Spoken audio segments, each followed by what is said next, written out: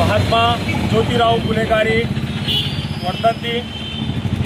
ఇటువంటి మహాత్ములను మనము సమాజంలో గుర్తు చేసుకోవడము ఈ రోజుల్లో ఎంతో ఆవశ్యకత ఉంది. దీనికి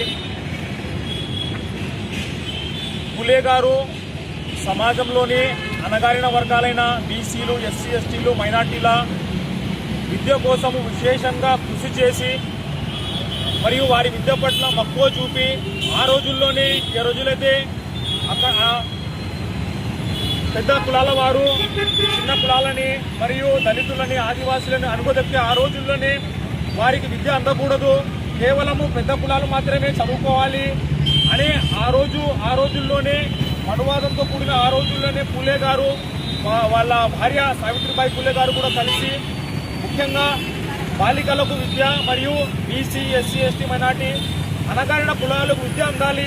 ఎందుకంటే ఏదైతే సమాజం ముందుకు సాగాలంటే విద్య ద్వారానే ముందుకు సాగుతుంది. ఏ సమాజం కానీ ఏ కమ్యూనిటీ కానీ విద్య లేకుంటే ఆ కమ్యూనిటీ వెనుకబడిపోతుందని గుర్తించిన మొట్టమొదటి మహానుభావుడు నాయకుడు ఫులే గారు. అటువంటి వ్యక్తి వర్ధంతి సందర్భంగా మనం కూడా ఒకటి ఆలోచించుకోవాలి. మన కమ్యూనిటీ కూడా ముందుకు సాగాలి, మనం కూడా హక్కుల కోసం సాధించాలి, మనం కూడా హక్కుల కోసము ముందుండి పోరాడాలంటే ఏకైక మార్గము విద్య. మన సమాజం కూడా విద్యలో ముందుండాలి. విద్య ద్వారానే మన హక్కులు మనం సాధించుకోగలుగుతాం. విద్య లేని సమాజము ఎటువంటికి కూడా పనికిరాదు. అందుకోసము ఆయన ఆశయాలు ఏదైతే ఉన్నాయో దళిత, బీసీ, ఎస్సీ, ఎస్టీ, మైనార్టీలకు విద్య అందాలని మరియు మహిళలకు విద్య అందాలని ఆయన ఆశయాలను మనం కూడా ముందుకు తీసుకువెళ్లాలని ఈ సందర్భంగా నేను విజ్ఞప్తి చేస్తున్నాను. ఈ అవకాశం ఇచ్చిన అధ్యక్షుల వారికి ధన్యవాదాలు తెలుపుతున్నాను.